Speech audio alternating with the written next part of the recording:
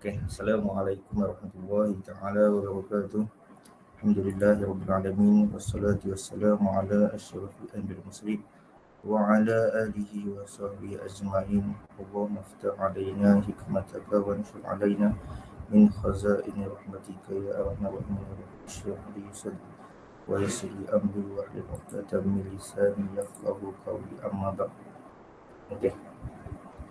Pertama dan selama-lamanya kita wajiblah untuk bersyukur atas nikmat yang diberikan, iaitu nikmat iman dan juga nikmat Islam. Alhamdulillah, masih lagi kita dihidupkan. Ada yang umur 19, ada yang umur 20-an, ada yang umur 30-an, 40-an dan sebagainya. Jadi bersyukurlah kita masih lagi mendapat dua nikmat yang paling besar, yang tidak lain tidak bukan iaitu nikmat iman dan nikmat Islam. Alhamdulillah. Sebelum saya memulakan saya punya perkongsian, lebih pada perkongsian lah, kita sama-samalah kita sebelum sepatutnya Ustaz Helmi, betul tak? Ustaz Helmi kan? Ustaz Helmi Nur Hisham. Jadi kita Sabtu kemarin lah, kita baru dapat berita bahawa kematian anaknya, baby Aisyah, yang hidup selama 3 bulan sahaja, dan selama 3 bulan tu dekat hospital. Okay, kita sedekahkan Al-Fatihah. Auzubillahi minasyaitanirrajim. Bismillahirrahmanirrahim. Alhamdulillahirabbil alamin arrahmanirrahim maliki yaumiddin.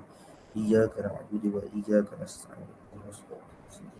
Shiratal ladzina an'amta 'alaihim ghairil maghdubi 'alaihim waladdallin. Amin ya rabbal alamin. Okey. Jadi malam ini insya-Allah saya lebih kepada perkongsian lah, lebih pada berkongsi tentang tanda-tanda munafik. Saya yakin dalam ni semua dah maklum ataupun semua dah tahulah tentang tanda-tanda munafik.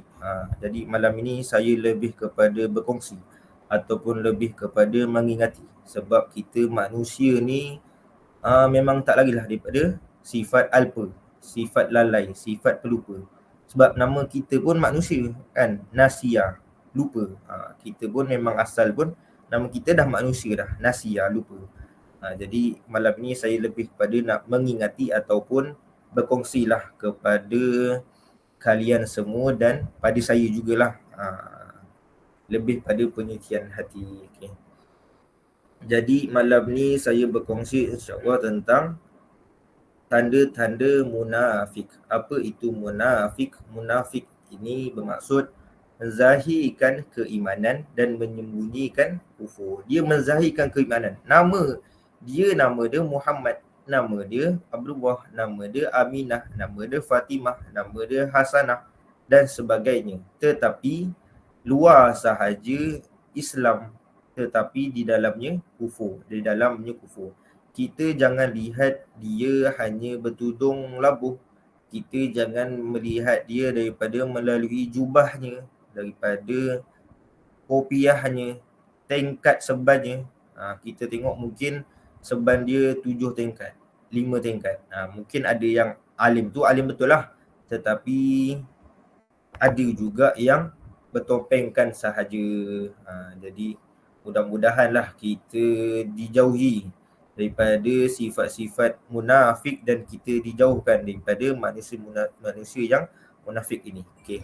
Jadi apa sabda Nabi Muhammad sallallahu alaihi wasallam?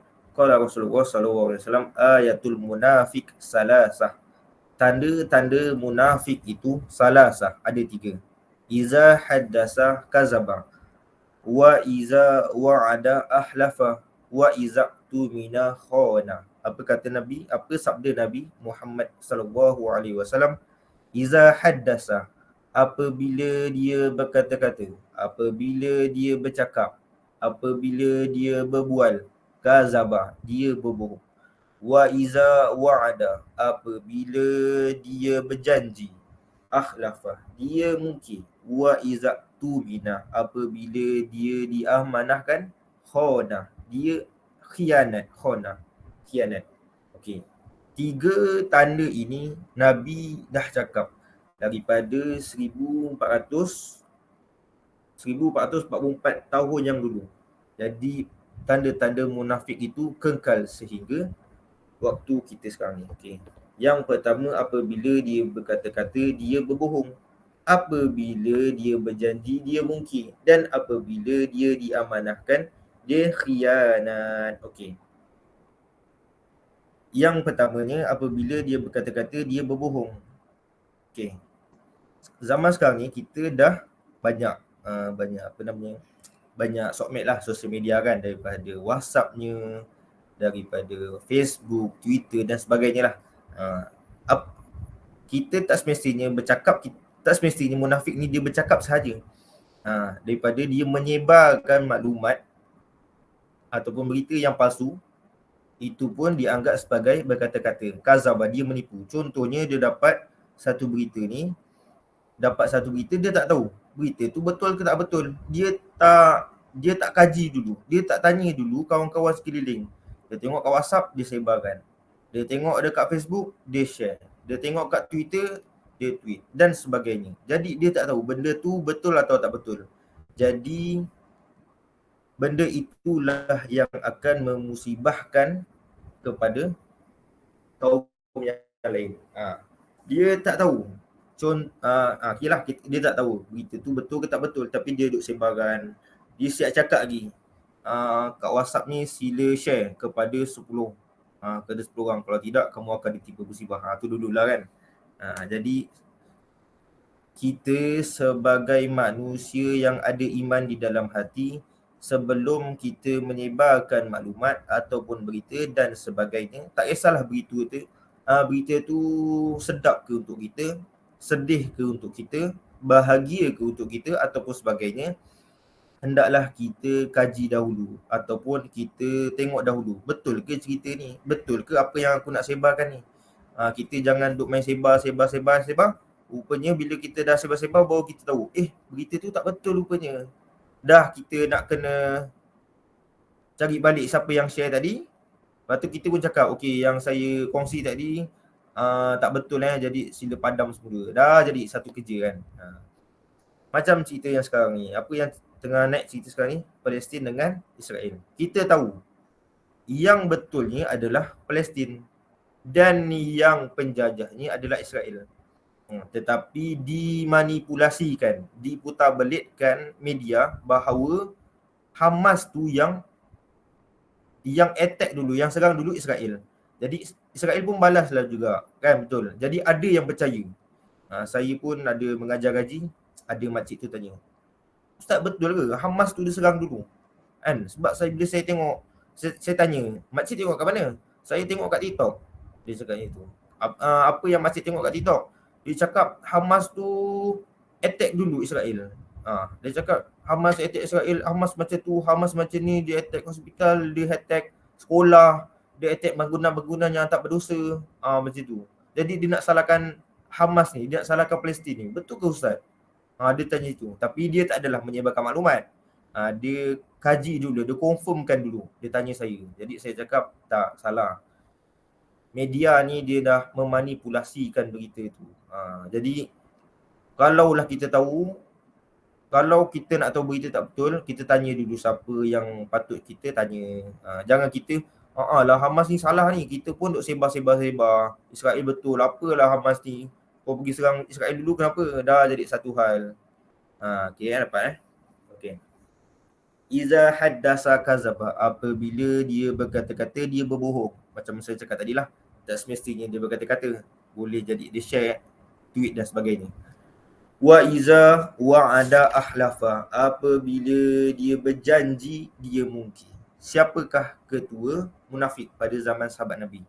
Namanya Abdullah bin Ubay bin Salul. Abdullah bin Ubay bin Salul adalah ketua munafik pada zaman sahabat Nabi. Zaman Nabi Muhammad pun dah ada dah munafik ni. Tu saya cakap tadi, kita jangan nilai dia melalui jubahnya, pakaiannya ataupun sebagainya lah. Kan? Sebab zaman sahabat Nabi, lagilah zaman tu belum ada seluar jin lagi, belum ada t-shirtnya lagi. Mestilah zaman tu dengan jubahnya, dengan serbannya. Dia semayang belakang Nabi lagi. Jadi macam mana kita nak tahu dia tu munafik ke tidak? Wa iza wa'ada akhlafa, apabila dia berjanji dia mungkir. Pada peperangan Uhud, pada peperangan Uhud, Nabi membawa seramai 1,000 tentera. Jadi Abdullah bin Ubay bin Salul ni dia cakap, okey, saya akan bawa lagi 300. 300 tentera kan. Dia bawa lagi kawan-kawan dia 300. Jadi ketika dalam peperangan tu, Abdullah bin Ubay bin Salul ni dia tahu yang dia ni nak kalah, dan dia pun sebenarnya tak nak pergi pun, dia tak nak pergi lawan berperang pun ke Uhud tu, dia tak nak. Jadi dia bersama 300 kawan-kawan dia ataupun tentera yang lain ni, dia batah balik. Padahal dia dah cakap dah dengan Nabi, masa sebelum perang tu dia dah cakap dah, okey, Nabi Muhammad, saya yang akan bawa tentera ni seramai 300 untuk tolong sama-sama. Sekali bila dah masuk ke dalam medan, dia berbatah balik. Wa iza wa'ada akhlafa, apabila dia berjanji dia mungkir, rupanya tak buat pun. Jadi sahabat-sahabat yang perang ni dia rasa down lah kan. Mula-mula kita nak pergi sama-sama ni, ramai ni, kita boleh menang ni. Tiba-tiba kawan-kawan yang ramai ni pergi balik, dah kita yang tertinggal ni jadi apa? Kita rasa down lah kan. Kita rasa down.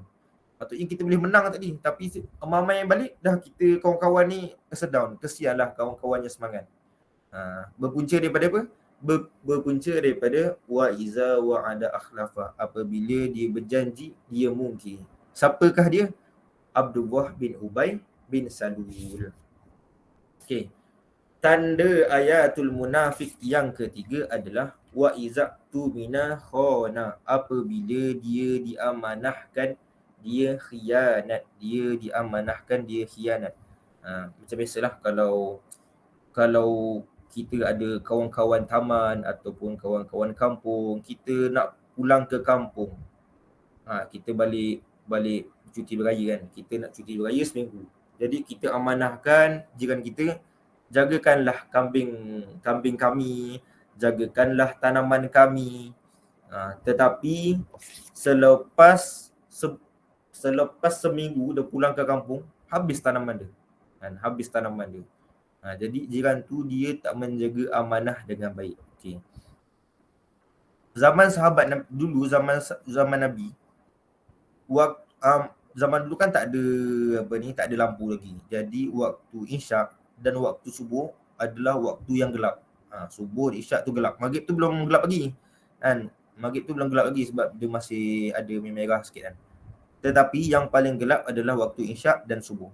Jadi pada ketika itu Nabi Muhammad SAW dah berpesan, pada sesiapa nak pergi sembahyang isyak ataupun sesiapa nak sembahyang subuh berjemaah, sila bawa lampu ataupun bawa lampu lah kan untuk datang ke masjid. Ke Mekah ke Madinah ke dululah sebab gelap kan. Jadi bila sahabat-sahabat nak datang ke masjid sembahyang isyak ataupun sembahyang subuh, diorang bawa lampu lah. Tetapi siapa yang tak bawa lampu ni? Munafik ni tak bawa lampu. Sebab dia cakap apa? Alah, ni gelap-gelap ni bukan ada yang nampak aku pun kan. Bukan ada yang nampak aku pun, jadi buat apa aku nak datang masjid? Buat apa aku nak datang masjid? Tak ada orang nampak aku, jadi buat apa aku nak tunjuk-tunjuk? Sebab Abdullah bin Ubay bin Salul waktu Zuhur, Asar, Maghrib ni kan nampak lagi muka kan. Dia dekat depan pintu masjid, kalaulah dia dekat pintu Masjid Nabawi, dia dah nampak dah. Kalaulah Nabi ke hadapan, dia akan panggil, jom masuk masjid. Nabi dah nak solat. Nabi dah mula ke hadapan untuk menjadi imam. Jom. Jadi sahabat-sahabat nampak apa? Abdullah bin Ubay bin Salul ni bagus lah. Dia panggil kita sembahyang jemaah.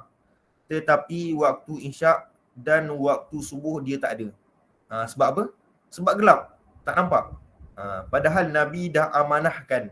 Wa izatu mina khana, apabila dia diamanahkan dia khianat. Nabi dah amanahkan untuk semua ni bawa lampu. Untuk bawa lampu lah. Sebab malam kan gelap. Subuh pun masih gelap lagi.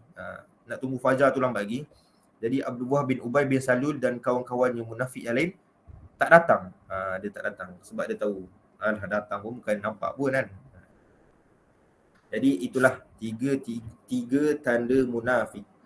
Iza haddasa kazaba, apabila dia berkata-kata dia berbohong. Wa iza wa'ada akhlafa, apabila dia berjanji dia mungkir. Wa iza tumina khana, apabila dia diamanahkan dia khianat. Kalau sebab apa yang saya tahu, ni apa yang saya pernah dengar lah, apa yang saya belajar. Munafik ni dia macam mana dia boleh jadi munafik? Okey, yang pertamanya dia lemah iman lah. Tu kita tahu. Yang pertamanya dia lemah iman.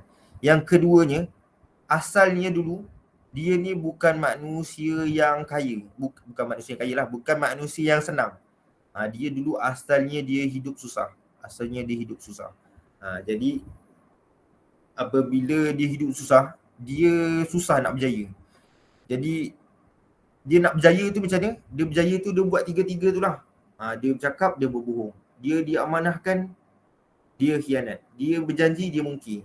Sebab apa? Sebab bila dia buat tiga-tiga ni, dia senang, dia cepat kaya. Dia cepat senang. Dia cakap je, dia tipu. Dia berniaga je, dia menipu. Supaya apa? Berniaga menipu supaya dia cepat kaya.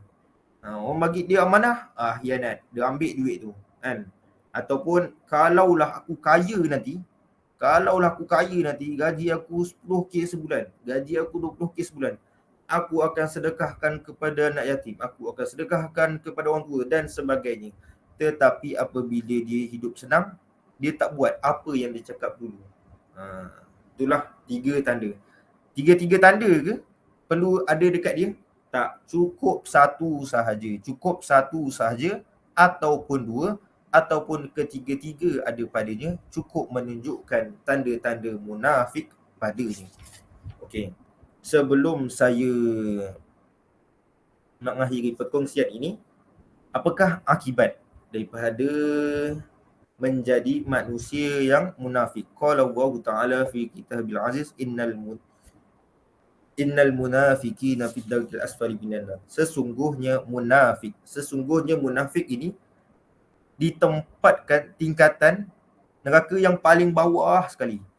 Neraka syurga ada 7 tingkat. Syurga ada 7, neraka pun ada 7 tingkat. Tetapi munafik ini tingkatnya paling bawah sekali. Walaupun ada yang kafir, walaupun ada yang menyembah berhala dan sebagainya, tetapi semua itu di tingkat yang ke-6, 5, 4 dan ke atas. Tetapi munafik ini tingkat neraka dia paling bawah sekali, tingkat yang ke-7. Sebab apa? Sebab kalaulah kita berjumpa dengan kafir, non-muslim ataupun sebagainya, kan? Kita akan lebih berjaga-jaga dengan dia. Kita akan lebih awasi lebih dengan dia, ataupun kita takkan berkongsi makanan dengan dia, betul? Dan sebagainya lah. Sebab kita tahu dia ni kafir, dia ni non-muslim. Jadi kita nak kawan dengan dia pun macam ada gap sikit lah. Tetapi munafik ini kita tak tahu. Kita tak tahu pun dia ni munafik. Kita berkawan je dengan dia, kita percaya je dia. Apa yang dia cakap kita percaya je dia. Kita tengok dia baik, kita bagi je dia amanah, kita pun selalu je berjanji dengan dia. Tetapi dia ini sebaliknya. Jadi kita tak tahu nak nilai dia ni macam mana. Jadi sebab itulah akibatnya dan azabnya adalah dia ini asfal. Asfal ni maksudnya paling bawah sekali, asfal paling bawah sekali dalam tingkatan neraka. Jadi mudah-mudahan kita semua tidak tergolong daripada golongan ataupun tanda-tanda munafik. Kalaulah kita tiba-tiba rasa bahawa walaupun hanya 3, walaupun hanya 1, walaupun hanya 2, kita rasa macam kenalah, macam salah satu ni ada lah. Jadi sama-samalah kita bertaubat. Kita sembahyang sunat taubat dan kita meminta ampun. Lebih baik kita meminta ampun buat dosa. Meminta ampun buat dosa. Lebih baik daripada apa? Kita buat dosa je tak taubat-taubat. Betul? Buat dosa je. Taubat ni bila? Tak taubat, tahu-tahu meninggal esoknya. Jadi lebih baik kita taubat buat maksiat. Taubat buat maksiat, taubat buat maksiat. Itu lebih baik lah. Tapi lebih baik kalau kita tak buat lah maksiat kan. Betul. Jadi apa doanya? Semoga kita dijauhkan daripada golongan munafik ataupun tanda-tanda munafik. Allahumma inna Allahumma a'inni ala zikrika wa syukrika wa husni ibadatik. Ya Allah, bantulah aku untuk sentiasa mengingatimu dan bersyukur kepadamu dan dan baikkanlah ibadahku. Ya Allah, bantulah aku untuk sentiasa mengingatimu dan bantulah aku untuk sentiasa bersyukur kepadamu dan bantulah aku untuk sentiasa mencantikkan ibadahku. Semoga dengan doa ini mampu membersihkan hati jiwa kita daripada golongan ataupun tanda-tanda munafik ini kepada kita mahupun keluarga kita. Wallahu alam bissawab. Assalamualaikum warahmatullahi taala wabarakatuh. Pertama sekali saya ingin mengucapkan ribuan terima kasih kepada PEMJ kerana sudi menjemput saya untuk memberi sedikit perkongsian lah ataupun talimat berkenaan keselamatan sosial pekerjaan sendiri. Jadi pertama sekali saya ingin memperkenalkan diri saya dahulu. Nama saya Nabila Najwa binti Syarah Hisham dan saya merupakan pegawai dari Unit Skim Keselamatan Sosial Pekerjaan Sendiri Pekeso Negeri Johor. Jadi seperti sedia maklum bahawa kedatangan saya di webinar ini adalah ingin berkongsi sedikit perkongsian ataupun maklumat mengenai skim keselamatan sosial pekerjaan sendiri kepada tuan-tuan dan puan-puan yang berada di webinar ini. Jadi saya berharap agar puan-puan dan tuan-tuan dapat memberikan sedikit masa dan boleh fokus dan boleh bertanyakan soalan di sesi terakhir kita nanti. Jadi untuk permulaannya saya akan menerangkan sedikitlah mengenai skim keselamatan sosial pekerjaan sendiri di mana kita sebenarnya memberi perlindungan kepada mereka yang bekerja sendiri inilah. Jadinya seperti sedia maklum bahawa sebelum ni kalau mereka yang bekerja sendiri tak boleh mencarum pekeso.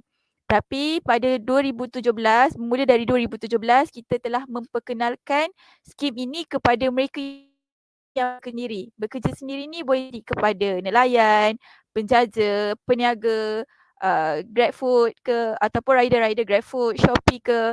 Jadinya pada 2017 pada awalnya kita wajibkan mereka yang berada di sektor pengangkutan penumpang untuk mencarum skim inilah. Namun pada 2021 kita telah memperketatkan lagi, kita telah mewajibkan lagi mereka yang bekerja di bawah sektor pengangkutan penumpang dan juga sektor pengangkutan barangan dan makanan untuk mencarum skim keselamatan sosial pekerjaan sendiri. Okey, yang seterusnya ialah perlindungan apa yang kita akan berikan kepada mereka yang bekerja sendiri ni. Perlindungan ni kita akan berikan sewaktu mereka dalam tempoh mereka bekerja, iaitu perjalanan dari rumah ke tempat kerja, dalam tempoh bekerja dan perjalanan dari tempat kerja pulang ke rumah. Jadi 3 situasi tersebutlah yang kita akan berikan perlindungan kepada mereka yang bekerja sendiri. Namun perlindungan ini hanya kita cover untuk kecederaan dan kemalangan sahaja. Saya ulang semula, untuk kecederaan atau kemalangan sahajalah untuk mereka yang bekerja sendiri ini. Okey, sekejap. Okey, jadinya bermula pada 2020, kita telah luaskan lagi kepada 20 sektor lah yang boleh mencarum untuk skim keselamatan sosial pekerjaan sendiri. Kalau puan-puan dan tuan-tuan nampak dekat skrin yang saya kongsikan ni, kita ada 20 sektor lah yang boleh mencarum di bawah skim keselamatan sosial pekerjaan sendiri ni. Jadi dari segi bayaran pula macam mana? Okey, kalau untuk skim keselamatan sosial ni, pekerja sendiri ni kita ada 4 plan lah, di mana plan yang paling murah sebanyak RM13 10 sen dan yang paling mahal RM49.40 untuk bulanan. Kalau puan-puan dan tuan-tuan nampak dekat tepi ni kan ada pendapatan bulanan kan. Ini hanyalah anggapan pendapatan saja, di mana kita beranggapan untuk mereka yang berpendapatan RM1,550 setiap bulan, mereka mampu bayar bulanan RM19.40 untuk setiap bulan dan juga setahun RM232.80 untuk setahun. Ini hanyalah anggapan saja. Contoh saya beri anggapan setiap bulan puan-puan dan tuan-tuan mampu dapat income tu contohnya RM3,000 lah setiap bulan. Tapi tuan-tuan dan puan-puan nak ambil plan satu pun boleh, tak ada masalah. Sebabnya untuk skim ni kita bayar ikut kemampuan sendiri. Nak bayar bulanan boleh, nak bayar setahun pun boleh. Ikut kemampuan diri sendiri. Okay. Jadinya apa faedah yang kita boleh perolehi sekiranya kita mencarum bawah skim keselamatan sosial pekerjaan sendiri ni.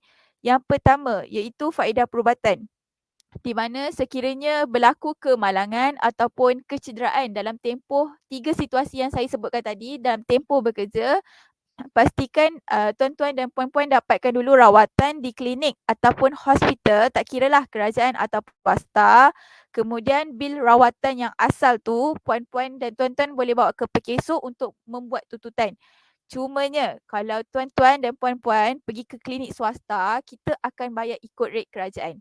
Okey, contohnya saya bagi tuan-tuan dan puan-puan masuk ward klinik hospital swasta bayar contohnya 2,000. Tapi kalau masuk hospital kerajaan bayar 100. Jadi kita akan bayar 100 tu lah, kita tak akan bayar yang 2,000 tu. Dan kalau tuan-tuan dan puan-puan dapatkan rawatan contohnya dekat rawatan tradisional ke dukun ke kan, yang tu kita tak akan bayar lah. Kita hanya bayar untuk rawatan di klinik ataupun hospital sahaja. Tak kira lah swasta ataupun kerajaan. Cuma bil asal tu yang original tu boleh simpan dan bawa ke pekesok untuk membuat tuntutan. Okey. Yang seterusnya ialah faedah hilang upaya sementara lah, di mana ini amatlah penting kerana sebabnya kita ni kerja sendiri, tapi bila doktor nak bagi kita MC tu kita tak nak. Tapi sebenarnya MC tu pun kita akan bayar juga, cumanya bayaran MC tu kena disebabkan ataupun berpunca daripada kemalangan atau kecederaan dalam tempoh bekerja sahaja. Kalau tuan-tuan dan puan-puan macam contohnya demam ke sesama ke, yang tu kita tak bayarlah. Kita hanya bayar untuk kecederaan dan kemalangan dalam tempoh bekerja sahaja. Okey, kalau bayaran MC ni berapa yang kita akan bayar? Okey, minimum sekurang-kurangnya 4 hari lah. Okey, 4 hari. Macam contohnya daripada kemalangan dan kecederaan tu dapat hanya 3 hari sahaja MC. Tak cukup lagi 1 hari. Pergi semula ke klinik ataupun hospital tersebut. Cakap dengan doktor, saya nak lagi 1 hari MC lah untuk cukupkan 4 hari MC. Dia 4 hari ni dia tak semestinya bersambung lah. Macam contoh kalau dapat 3 hari saja, lepas 3 hari tu masih rasa sakit lagi, tambah lagi 1 hari lah untuk cukupkan 4 hari tu. Dan bayaran MC pun akan berbezalah mengikut plan 4 plan yang saya ada share tadi awal-awal tu. Di mana untuk plan pertama yang bulanan RM13 seposen setiap bulan tu, bayaran MC dia kita akan bayar RM30 lah untuk 1 hari. Kalau plan 4 kita akan bayar 1 hari MC RM105.33 untuk 1 hari. Okey.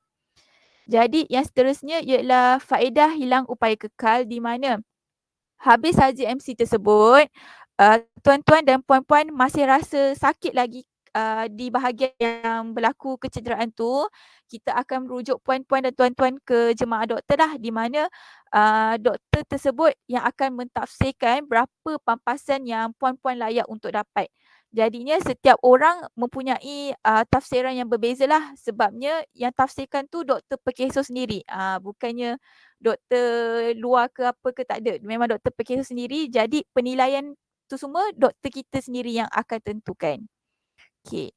Yang seterusnya ialah allowance layanan sentiasa, di mana lepas kita dah bawa tuan-tuan dan puan-puan rujuk ke jemaah doktor tu dan kita dapati tuan-tuan dan puan-puan memerlukan layanan daripada orang lain. Jadi orang lain tersebut akan dapat allowance setiap bulan lah sebanyak RM500. Yang seterusnya ialah faedah orang tanggungan, di mana sekiranya berlaku kematian dalam tempoh bekerja ataupun 3 situasi yang saya sebutkan tadi tu, kita akan berikan pencen bulanan kepada waris lah. Okey, waris tu siapa? Sekiranya sudah berkahwin, kita akan berikan kepada pasangan kita, iaitu pasangan kita seumur hidup, dan anak pun akan kita berikan, cuma anak kita akan beri sehingga dia usia 21 tahun sahaja. Lepas dia dah cecah umur 21 tahun, kita dah takkan bagilah, kita akan beri kepada pasangan kita sahaja seumur hidup, meskipun pasangan kita akan berkahwin lain. Okey, kalau belum berkahwin, kita akan berikan kepada ibu bapa lah, dan juga adik-beradik yang bawah umur 21 tahun ke bawah. Ibu bapa pun sama juga, kita akan bagi seumur hidup.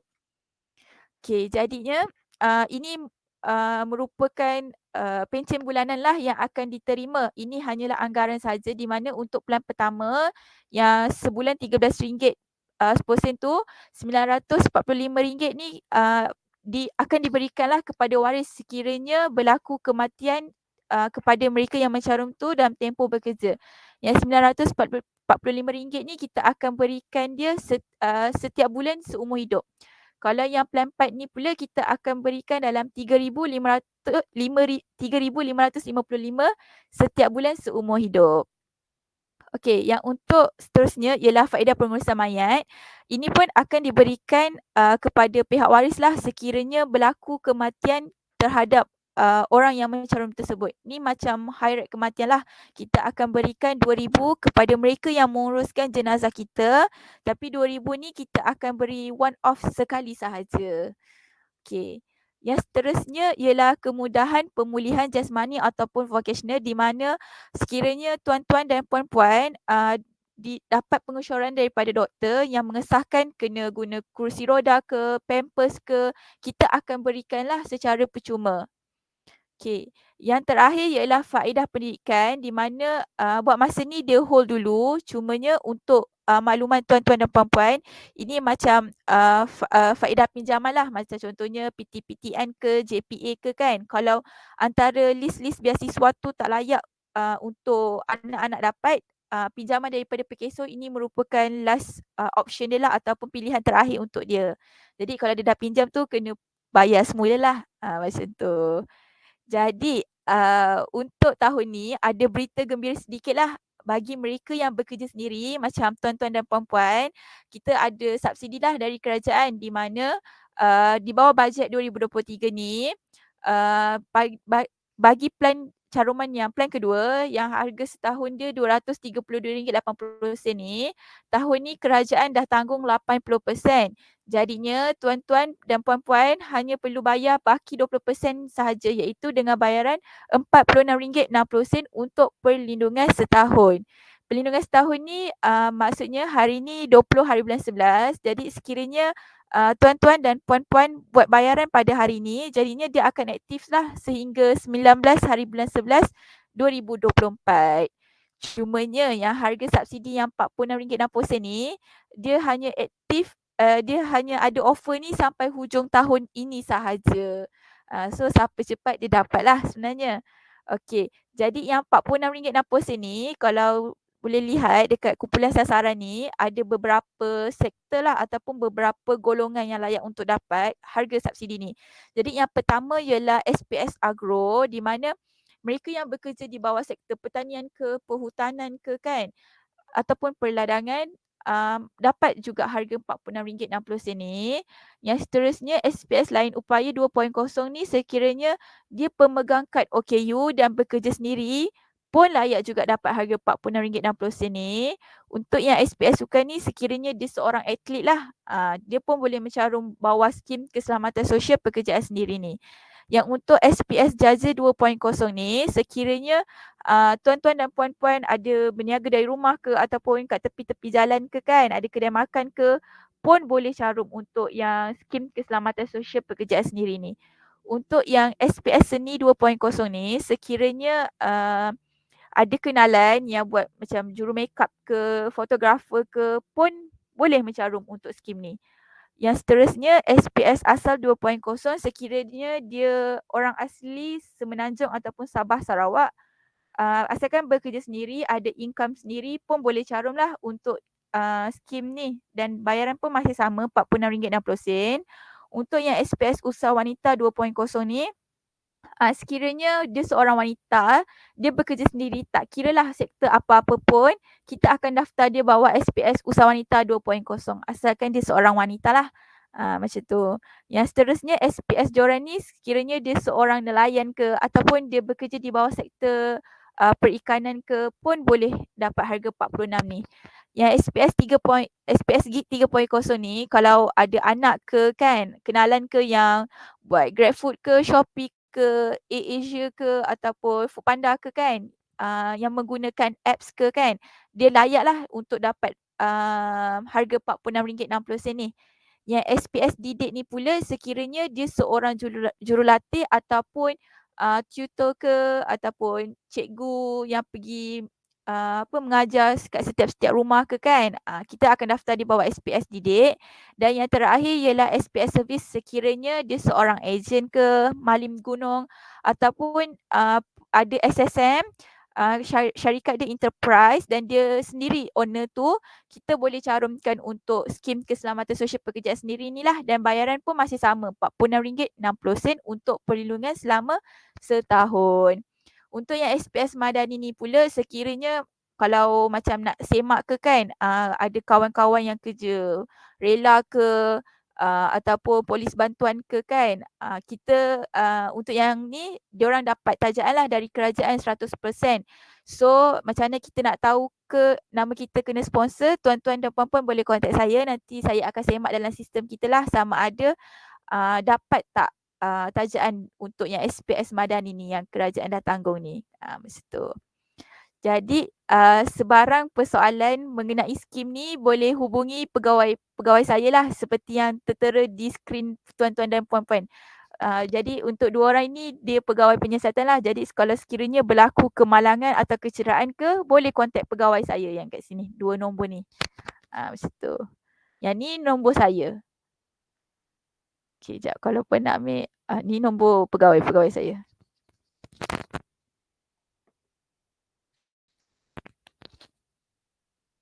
Yang ni nombor saya ya, tuan-tuan dan puan-puan. Okay. Nanti kalau ada apa-apa sebarang soalan, boleh hubungi saya dan pegawai saya dalam tempoh bekerja saja.